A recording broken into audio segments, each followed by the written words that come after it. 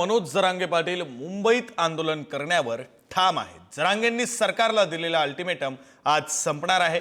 लोकशाहीमध्ये आंदोलन करण्याचा अधिकार आहे, कुणाला रोखणार नाही अशी प्रतिक्रिया मुख्यमंत्र्यांनी दिली। आंदोलक सणात खोडा घालणार नाहीत असंही मुख्यमंत्र्यांनी म्हटलंय। तर जरांगेंनी आंदोलन पुढे ढकलावं एकनाथ शिंदेंनी हे आवाहन केले। आंदोलन खूप पुढे गेलंय आता पर आता निघण्याच्या तयारीत म्हणून शेवटचं सांगतो। आणखीन तुमच्या हातात 2 दिवस आहेत म्हणून सांगतोय। आणि ही प्रेसच्या माध्यमातून, या पत्रकार बांधवांच्या माध्यमातून तुम्ही ऐकावं। तुम्ही महाराष्ट्र आणि महाराष्ट्रातले मराठी वेठीस धरू नये, कारण तुम्ही सरकार आहेत आणि सरकारने राज्य अस्थिर करू नये।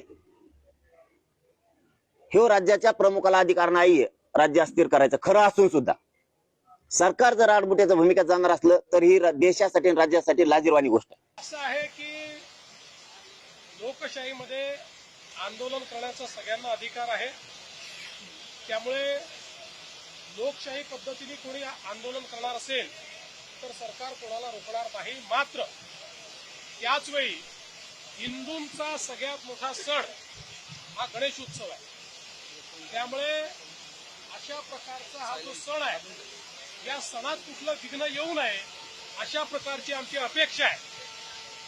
आणि मला विश्वास आहे की या ठिकाणी आंदोलकही हिंदूंच्या या महत्वाच्या सणामध्ये म्हणजे गणेशोत्सवामध्ये कुठलाही खोडा घालणार नाहीत।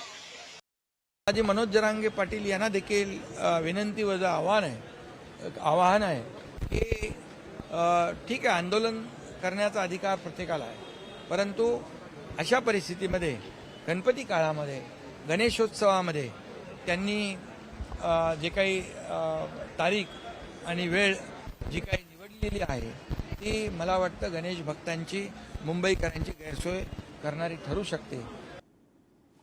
या संदर्भात बोलूया। आपले प्रतिनिधी सुशांत सावंत फोन लाईन वरून जोडले गेलेले आहेत। सुशांत, एकीकडे मनोज जरांगे मुंबईत येण्यावर ठाम आहेत, दुसरीकडे सरकार असं म्हणतंय, उपमुख्यमंत्री एकनाथ शिंदे असं म्हणतायत आंदोलन पुढे ढकलावं। जरांगे जर लाखो आंदोलकांसह, मोठ्या संख्येने आंदोलकांसह मुंबईत पोहोचले तर संघर्ष वाढेल।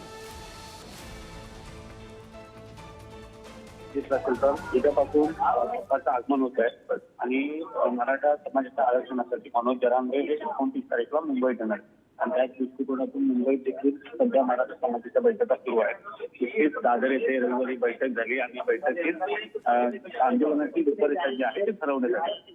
तर एकीकडे गणेशोत्सव आहे, मुंबईमध्ये साजरा केला जातो आणि त्या दरम्यान लोकांना त्रास होऊ नये ही अपेक्षा सरकारची आहे। त्यामुळे मनोज जरांगे काय खरंय सुशांत, त्यामुळे आता मनोज जरांगे पाटील एकनाथ शिंदेंनी केलेलं आवाहन ऐकून आंदोलन पुढे ढकलतात का मुंबईत येतातच आणि त्यानंतर मग संघर्ष वाढतो का, हे सगळं पाहणं महत्त्वाचं असणार आहे। धन्यवाद तुम्ही दिलेल्या या सगळ्या तपशिलांसाठी।